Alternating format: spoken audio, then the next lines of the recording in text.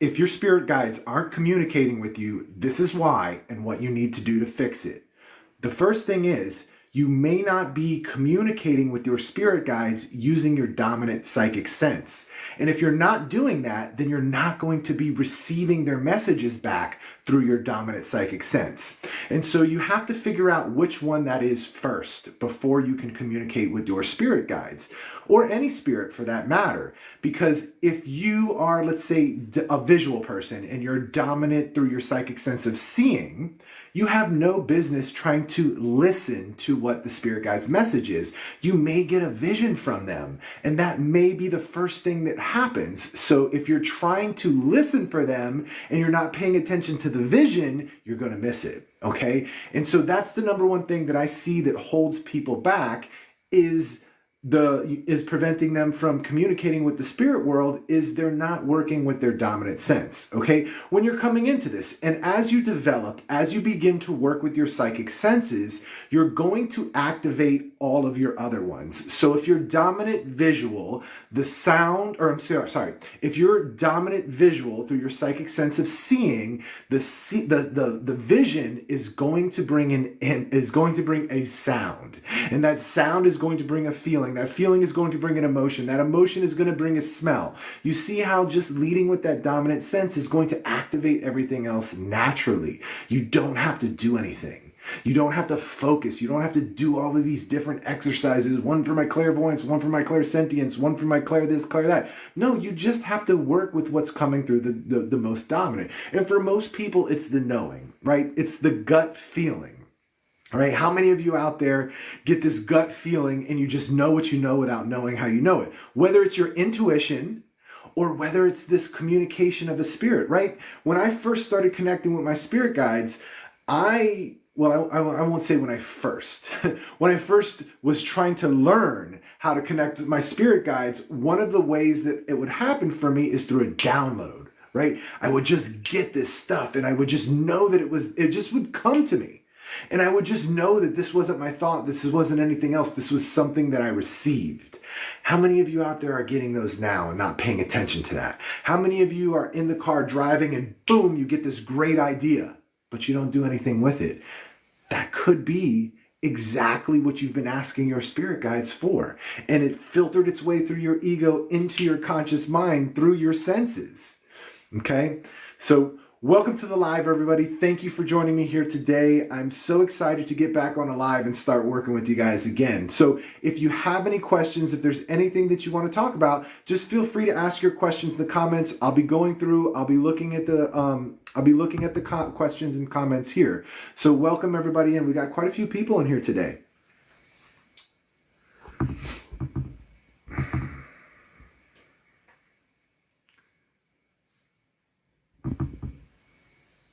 So if you start to get emotional when you sense your loved one's presence and it's taking you out of the experience, that's okay. That's completely normal. What you want to do is just kind of allow yourself to go through the emotion. Allow yourself to experience whatever's coming up for you. Allow your body to express all of those emotions.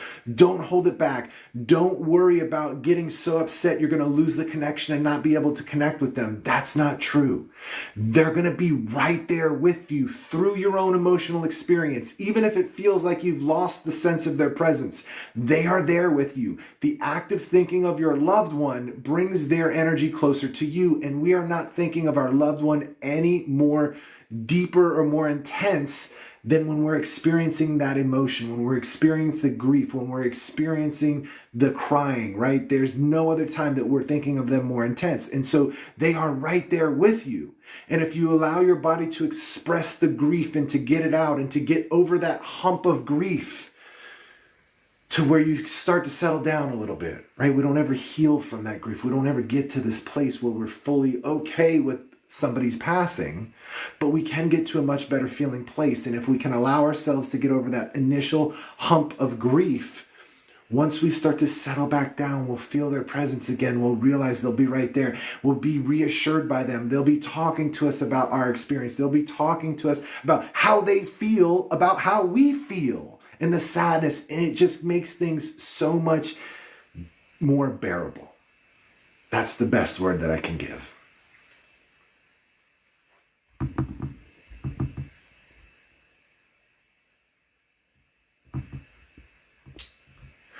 So go ahead. I'm just going to go through some of these questions here. Glenn, Glenn, I'm doing well. Thanks for joining, buddy.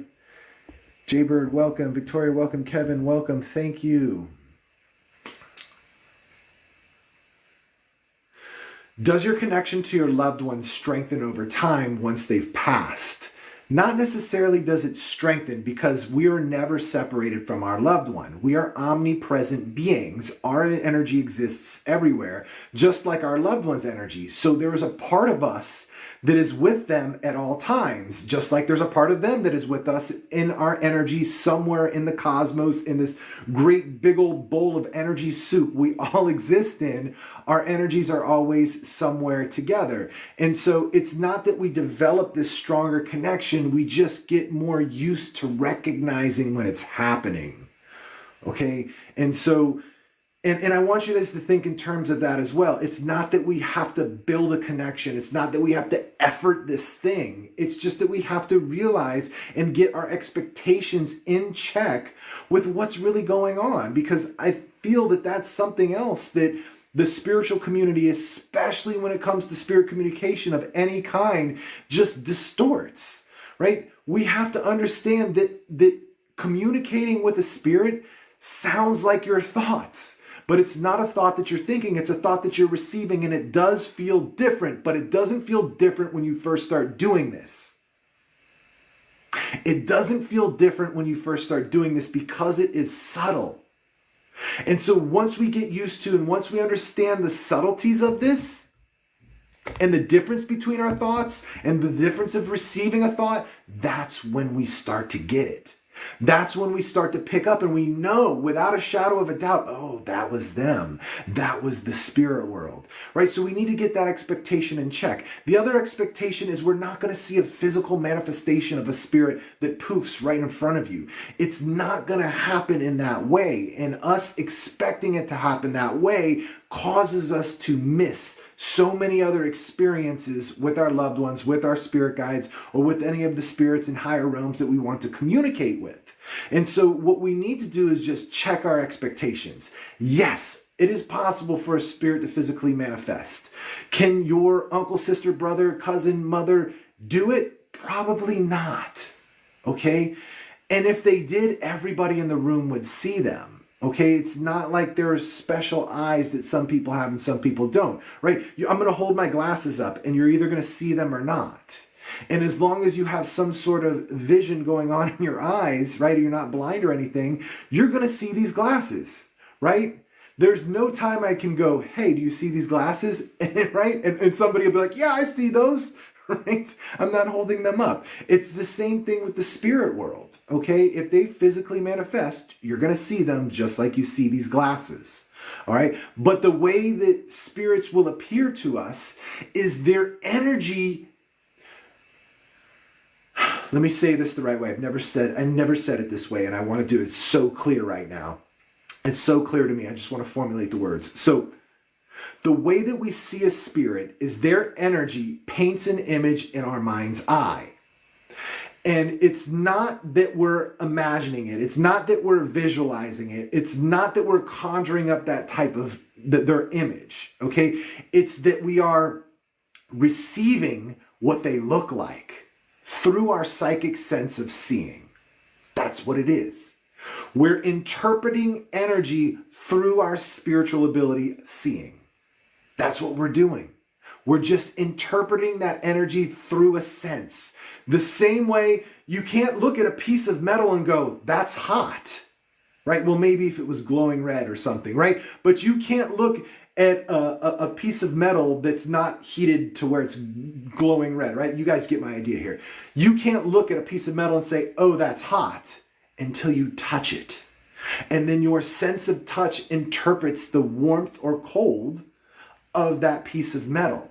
Okay? It's the same thing when we feel our loved one's presence, our psychic sense of seeing interprets that energy into an image that we can receive and into an image that we see in our mind's eye. That's what I was trying to get out. Let me turn this. Okay. Hopefully you guys got that. All right. Thanks for the follow, guys. Thanks for the follow, Rebecca.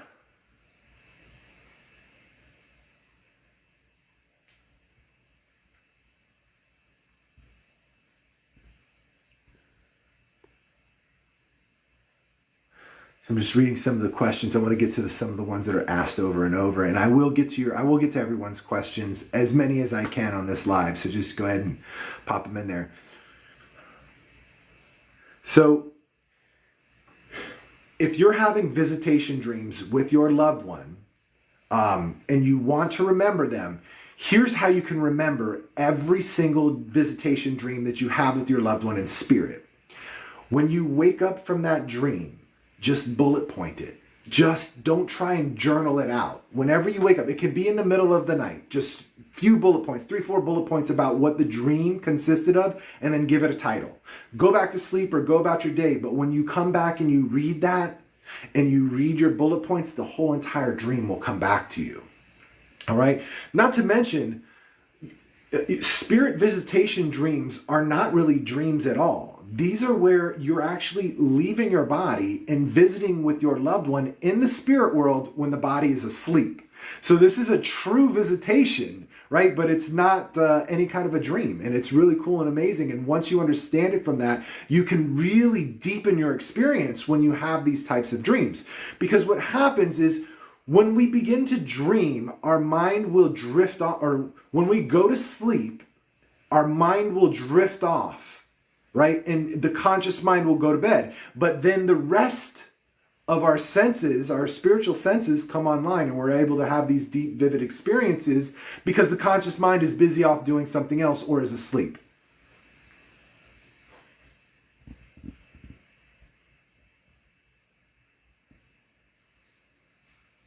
Yeah, Glenn, omnipresent means being everywhere all of the time, right? When I say we are omnipresent beings, what I mean is that we exist everywhere, every plane of existence, every dimension, anything any human has ever thought of, any kind of physical or energetic plane or dimension, we exist there everywhere. Because we're not just these beings, right? Most people are, oh, I'm a spiritual being having a human experience. Yes, that is very true, but you're also a human being having a spiritual experience. And the part of your energy that's in your physical body is not all of your energy. There's just a small part of your spirit that's in your body. The rest of you is non-physical, and that is what is omnipresent. There's just a little piece of your energy in this physical body.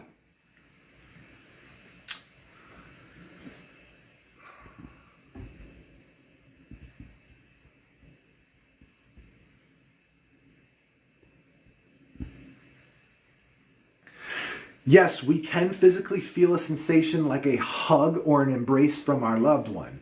And here's the thing. So when that's all happening through our psychic sense of feeling, right? Sensation, right? We do have a psychic sensation feeling, except it's not like a physical sensation, okay? It's an energetic sensation. I feel the intention of the hand on my arm. I feel the intention of my loved one hugging me. Right? It's not a physical hug, but you feel the energetics of that hug or the hand on the shoulder, and it feels just like it's real because your body is interpreting that energy and delivering all of the sensations as if it was a real hug, except it doesn't have any physical stimulus. It's all energetic. And so spirits can touch us, our loved ones can touch us, but it all happens through energy, and you're going to feel it as like tingles and static.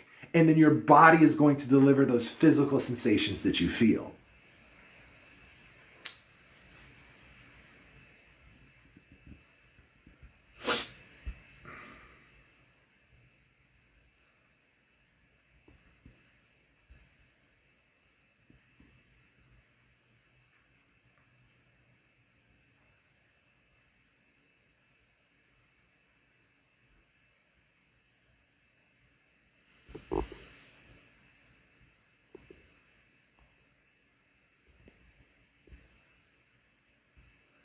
Oh, so PZ, that happened to you today? That's cool. Yeah, it's awesome that we can bring these awarenesses to when they happen, right? So here's the thing. When we have these experiences with our loved ones or with the spirit world, what happens is that a lot of us brush them off like, oh, it was coincidence. Oh, it was such and such. And listen, I'm a very practical person. I'm a firm believer in that you should have a healthy dose of skepticism and shouldn't automatically always jump to, oh, that was a message, or oh, that was a synchronicity. We always want to validate. And the way that we validate is by asking for validation. Ask for it to come in a way that's undeniable and then let go.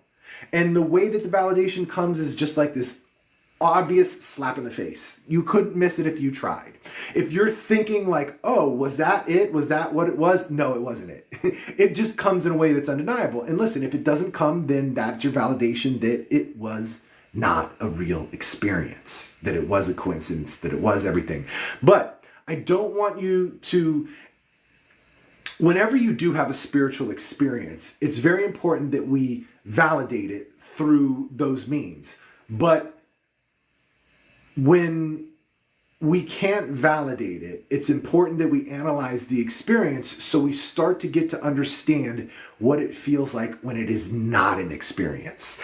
And then when you do actually have an experience and it does get validated, now you know what it feels like to have that experience. You know what it feels like. And what I mean by feel, you know what it feels like in your body. You know what the energy feels like. You know what the sensations are that you're experiencing. You know what type of like state that you're in. Okay, when you have those experiences. And so now you have something to contrast. Oh, that's what it feels like when I'm in my head. Oh, that's what a real experience feels like. And so now you can differentiate between the two. Now those differences, those subtle differences, aren't so subtle. They're obvious because now you're bringing awareness to the experiences that you have. And that's the number one key thing to connecting with the spirit world, is feeling into the difference of what it feels like when you're in your head versus what it feels like when you're actually having a legitimate connection. And you keep doing this no matter what. No matter if you keep failing at it and you keep being in your head. Judge those experiences after you have the experience. Because here's what happens. If you don't give up and you just keep going and you keep trying to have these experiences, you keep connecting with your loved one, you keep trying to communicate with your spirit guides, you're not doing it, you're not doing it, you're not doing it, you're not doing it, but you never give up, there's going to be that one time that goes boom.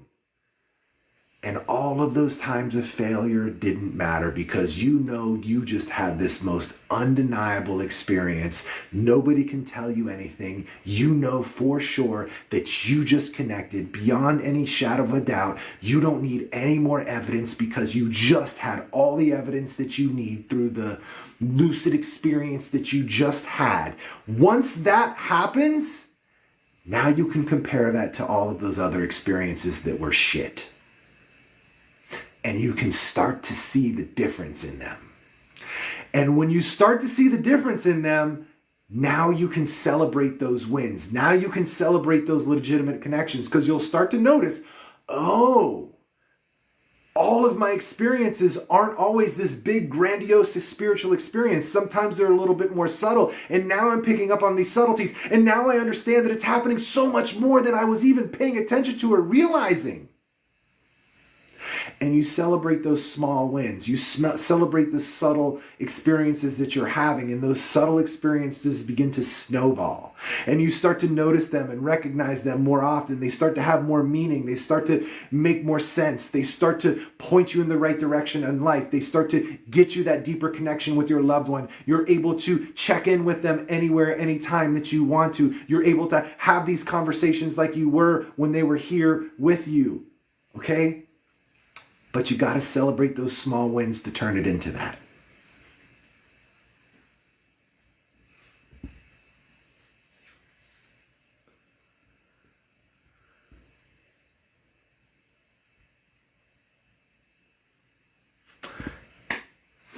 Hey Rachel, I'm glad you're enjoying the videos. I'm so happy to hear that you're learning from them. That is my intention. My number one intention is to put out content that you guys can apply immediately to have an experience with.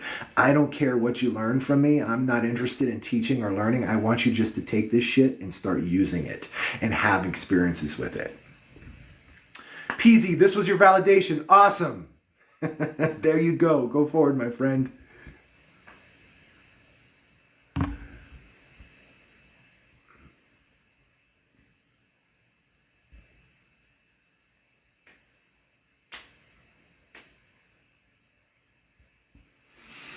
Christine says, I'm so close to breaking through that barrier. It's amazing. What's holding you back? What's stopping you?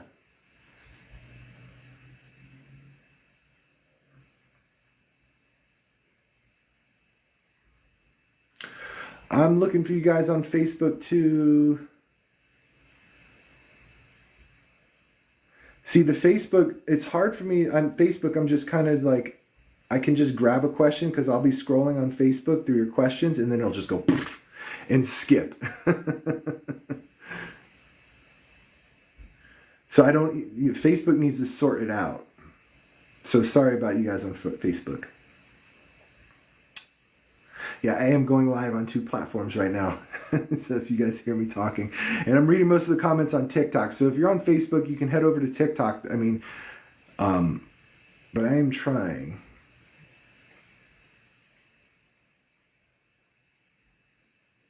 Yeah, Facebook, I can't read your comments. Sorry.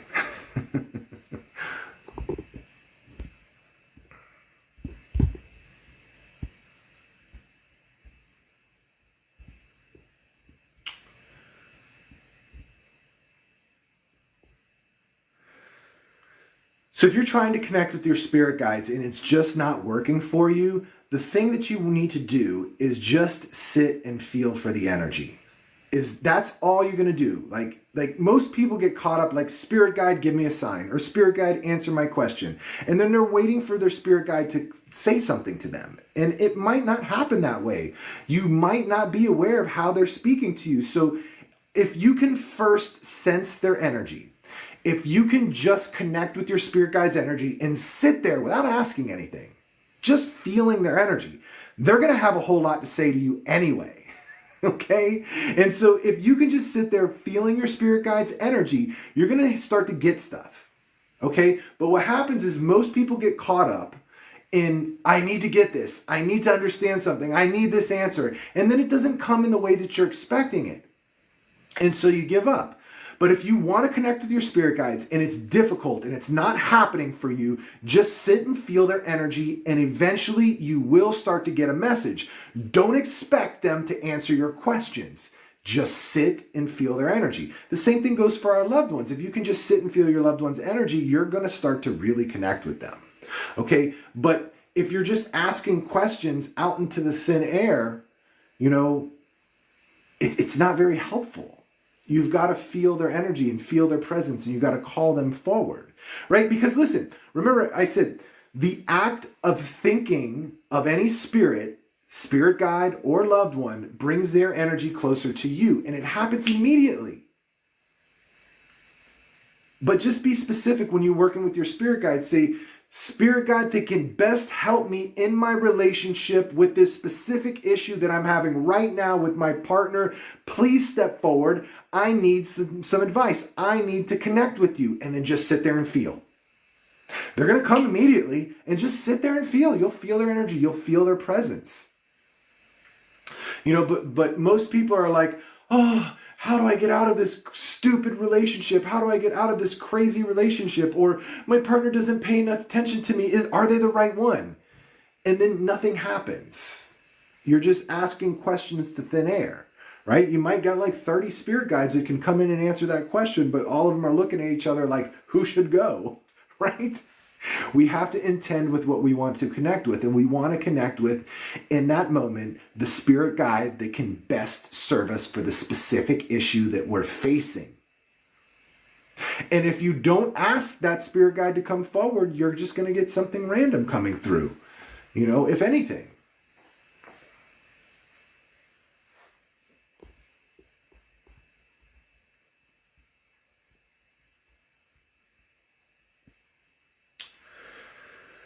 So the other day I was thinking of my sister and I got chills on the top of my head. Whenever you're in the presence of a spirit, you will start to get these bodily sensations. Our body is like a tuning fork and it picks up on energy.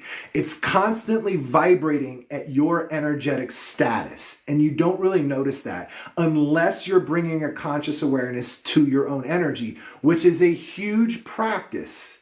And that's one of the only things that I think you need to practice is feeling your own energy. Okay? Because once you know what your energy feels like, it's very easy to sense any other energy that's out there. All right? But what energy feels like, it's sensations like the tingling on the top of our head. It's like the lightness we feel in our chest. It's like the hair standing up on our arm. It's like feeling this expansiveness. It's like feeling wind blowing on our skin and more. There's all of these different sensations that your body will deliver when you're in the presence of an energy source.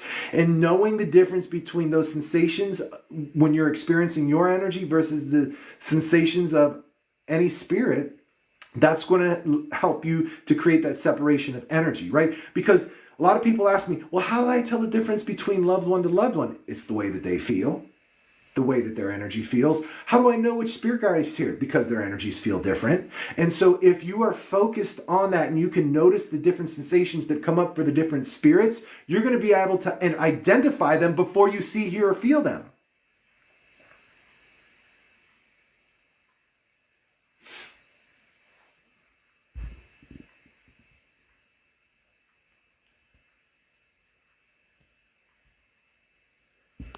Millie, thanks for sharing the live.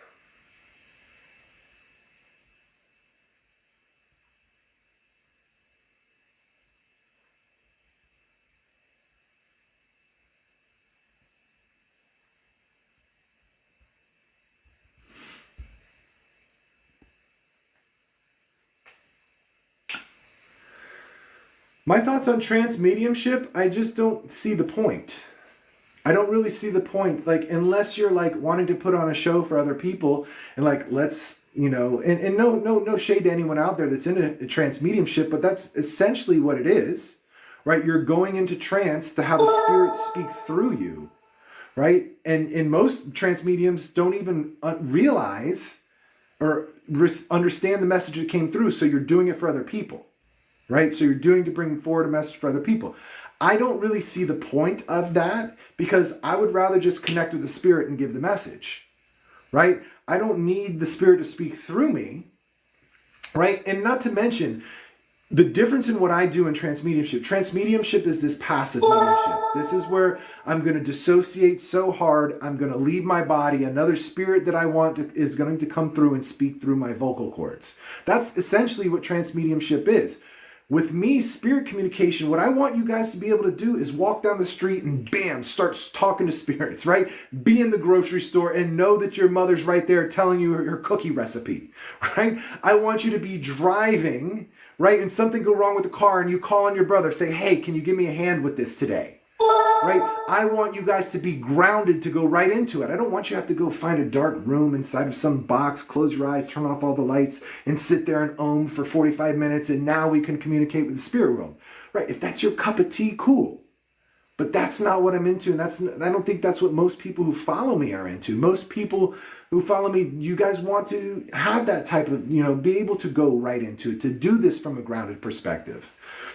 I think that that's probably the most important form of spirit communication.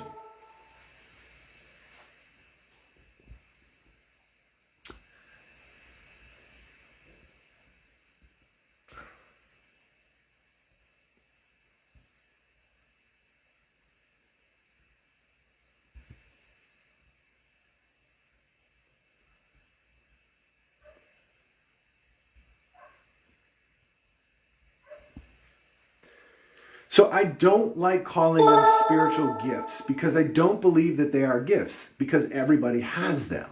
Right? When we start to talk about spiritual gifts, what we're saying is some people have this and some people don't.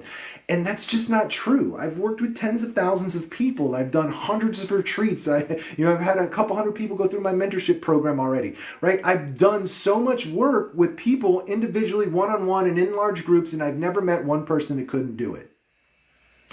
Even in a group setting. For years, all I would do is group work. Right? I didn't work with anybody individually. For years, that's all I did. And everybody in those workshops was, by the end of it, was communicating with spirits, right? And that's why I started to do work. That's why I started to do my mentorship program, because people wanted some more personalized attention, wanted to go deeper into it. And so that's why I do. And you know, I've not worked with anybody that can't. We all have these abilities. And listen, I can tell you, 99% of my students that come into my mentorship program are like, I don't know if I can do this. I don't know if I have gifts. They come, right, and they start to see some, you know, see some of how the other students are doing in some of the group events. And they're like, wow, I can't, they're just so much better than me. They're so good, right? And I'm like, let me show you something. And then I'll play a clip of that same exact person they said that was way better than them. I'll play a clip of them saying the same thing when they joined. I don't know if I can do this. I can't do this. I don't know if I'm good enough, right? And then by the second or third week, we're nailing it. We're nailing it, right? Most people that come into my program, the first reading that they ever do, they get it with 99% accuracy. Everybody has this. It's not a gift.